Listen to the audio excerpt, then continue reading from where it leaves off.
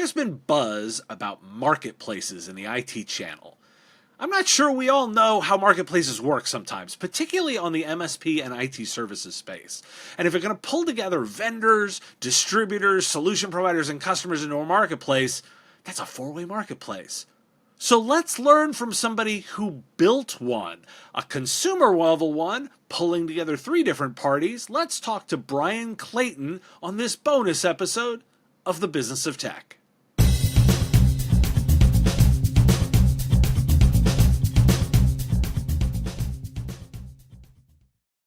Are you ready to unlock the power of seamless payments? Look no further than Gazinta Payments, the ultimate solution for hassle-free transactions. With Gazinta Payments, you can wave goodbye to headaches caused by strange domain names and confusing redirects. Instead, maintain your brand's integrity and enhance customer trust with a payment experience that seamlessly integrates with your own domain. So, why wait? Visit gozynta.com/payments and discover how Gazinta Payments can transform your business. Brian, I'm excited to have you on. Thanks for joining me today. Dave, it's great to be here. Thanks for having me on. Your story kind of fascinated me as somebody on the technology side that comes from that, because you didn't come naturally to technology and actually are very much the sort of entrepreneur leader, and in times the way we think about our customers that I wanted to talk about. Tell me about your kind of pivot from landscaping to software. Yeah, it was not an easy one, but I started a landscaping business when I was a young kid in high school, and little by little grew that little lawn mowing business I had to around 150 people, and it ended up getting acquired after about 10 or 15 years of growing that company. And after I sold that business, I took some time off, and I thought, well, what am I going to do with my life now? And I thought, the life of a tech entrepreneur seems like that would be fun. Maybe I could do that, and maybe I could build a software product. Maybe I could build a marketplace, and I had this idea that an app should exist like Uber or Instacart or DoorDash, but for lawn care services. And so I thought, why can't I build that? And it was kind of naivete as an asset. I didn't really know what I didn't know. I didn't know the first thing about how to build software. I never tried to code up a web page or anything like that in my life, but didn't let that stop us. Recruited two co-founders, and we started working on the idea for an app that will work like Uber but for lawn mowing services. And we called it GreenPal, and now GreenPal is a 10-year overnight success. We're nationwide in the United States. We're around 300,000 people using this app to get lawn mowing services done. So talk to me about those early days. You've got the idea, you get some co-founders together to start working on it, but you're actually in the marketplace space, so you've got to kick off both sides of it. Oh, and write the app. Tell me a little bit about those sort of early challenges and how you got over them. Well, the first challenge is a series. It's almost like a video game. Every level has its own final boss, and you're just trying to get through one level at a time. So the first challenge was none of us knew how to code. None of us knew how to build software. So we thought all we had to do was pay a development shop to build what GreenPal should be. Then we would market it and be off and going. And so we did that, and we wasted a year, maybe 10 months, and all of our money on paying a development agency to build GreenPal. And we launched it, and it was like, if you build it, they will not come. It was just crickets, dead on arrival. It didn't have the features it needed. It was buggy. It was hard to use. And so we were confronted with the reality of, if we were going to try to form a rock band here, we had to learn how to become musicians. If we were going to try to be a tech startup, we were going to have to learn how to write software. And so my two co-founders and I went to YouTube University, took every online course we could get our hands on.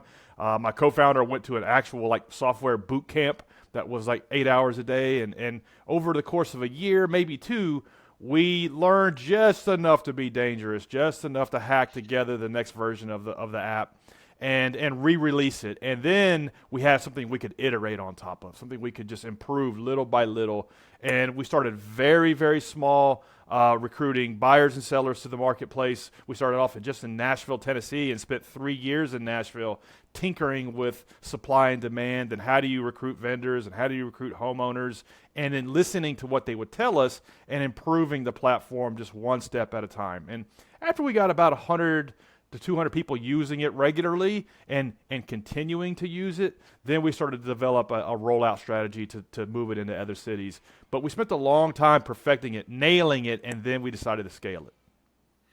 And at what point did you sort of move from what it sounds like a little bit of kind of gut feel and talking to data? And how is the data, how are you driven by data now? Yeah, it's a great question. In the early days, it is all intuition. You're really shooting from the hip. You're going on your own assumptions. But the sooner you can start to accumulate customer feedback, the better, and the actual user feedback. So no new business idea survives first touch with the customer. And that's kind of how it was for us. And even though we had no data, I could get 5 data points, 10 data points, and let that guide my decision making. So in the early days, it was data driven. It was just the data was very, very small. A handful of users. Every single user had my cell phone number. Every user had my email address, and I would talk to them 7 days a week on where the app was buggy, where it was confusing, and we used that little trickle of data to make better decisions because there was a lot of assumptions I had that were just flat out wrong. They weren't the right assumptions, and so it was 5 or 6 people telling us, "No, look, this is disappointing. I wish you would fix this," and so we let that data kind of guide decision making, however small, and then as time went on, 10 people turn into 100, 100 turns into 1,000, and so on, to where now we don't really try to make decisions based on opinions. We try to make decisions. Okay, well, this is going to be real easy. What is the data saying? Let's run a quick A/B test. Let's take a look at how the our users are behaving with these new treatments and experiments, and let's let the data speak. And it's taken us a decade to get there, but in the early days, it was very qualitative, and I think where a lot of founders screw up is they skip that phase. They want to go straight to the scaled up data phase. And the fact of the matter is you need to kind of get belly to belly with your early customers and let that small bits of data guide your decision making. So talk to me a little bit about the dynamics of a marketplace, because you're actually, you've got both sides of that. And marketplaces are super interesting for those of us in IT services right now because we're considering the way SaaS software is consumed, and we're kind of in the middle a little bit between vendors and consumers. And so I thought it'd be really interesting to understand your experience on dealing with both sides of that, because you've got, two sides of a marketplace. What goes on in terms of building that marketplace, getting balance, listening to both sides? Tell me a little bit about your marketplace. Yeah, it's challenging. It's like 4-dimensional chess almost, where you can't just make one change and expect an outcome. Like in SaaS, it's linear. You can kind of figure, okay, we've got a funnel here, and we're trying to drive people through the product. Marketplaces really aren't like that. If you make one change over here, it won't pop up as to what the effects were maybe until a year later over here. And you're really more like a farmer where you're just kind of cultivating different parts of the field and trying to figure out what's working, what's taking hold, and what's not. So that's one reason why they take a really long time to figure out and to get going. But that's what makes them durable. If you get that supply and demand lock-in, that little network, it makes them defensible against other people trying to copy what you're doing. So what makes it hard makes it valuable. And a lot of times you, as the arbiter of the marketplace, you're kind of the judge and jury on what is acceptable and what's not. You're almost having to arbitrate what behavior you're going to allow on the platform and what are the rules for the buyers and sellers on the platform. And sometimes you don't always get it right. Uber famously got this wrong in the early 4 or 5 years, where they had surge pricing and people hated it. And from a clean economic standpoint, that was the right way to handle it. But from a customer experience standpoint, it was the wrong way to handle it. So we're all the time experimenting and making choices and having to revert back and figuring out what the right balance is between buyers and sellers. And it's never done. It's always something you're improving, and you're listening to customers on how to make it better. So if I could loan you the DeLorean and you could go back in time to those early days and tell yourself something about that early experience in developing the marketplace, what advice would you give to your earlier self? Yeah, it's hard. First thing, we we self-funded the business and haven't raised any outside capital. And so the first thing I would do is, if I was in the DeLorean, I would raise money because I now know the roadmap and I can move a lot quicker. So I'm not sure if I had to do it all over again, not knowing that I would bootstrap it. But that's an interesting thing that I sometimes grapple with. The second thing I would tell myself is that you really do have two customers. You've got consumers. Most people think about the person bringing out the wallet is the customer, and the reality is you've got two. In a marketplace, you got two customers. You got the suppliers and you got the sellers, and you have a value proposition for each one.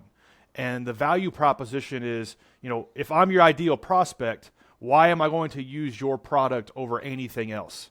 And the answer always answers with because this is the easiest way to get your lawn mowed even if it's 4 feet tall. Or this is the easiest way to grow your lawn care business to 100 customers with no marketing. And you have to be the best in the market at whatever that is to get people to use your thing. It really does have to be 10 times better than the status quo for people to switch to it. This is kind of why we're seeing, like Instagram launched Threads, had the greatest distribution advantage in the history of technology, and now I think Threads is pretty much done. Threads is not 10 times better than Twitter. It might be a little better. And so your new product has to be 10 times better. Your marketplace has to be 10 times better than the status quo for buyers and sellers, or else it'll never take off. It's interesting you bring up Threads. I think the jury's still out, but we'll see. Hopefully. I'm rooting. I'm for him, man. I'm definitely pulling for him too.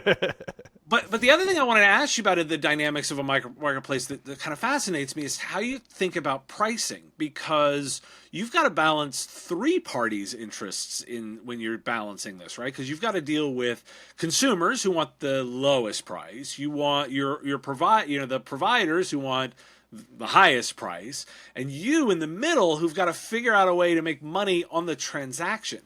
How did you approach pricing and thinking about the way you're going to set your rates? Yeah, it's interesting because in a marketplace like ours, in a very humble corner of the economy, lawn mowing, we kind of have a fluid, dynamic marketplace where we know that $37 is the spot price for what that lawn is worth to be mowed on that day, because people bid on suppliers bid on the request, and so it's like.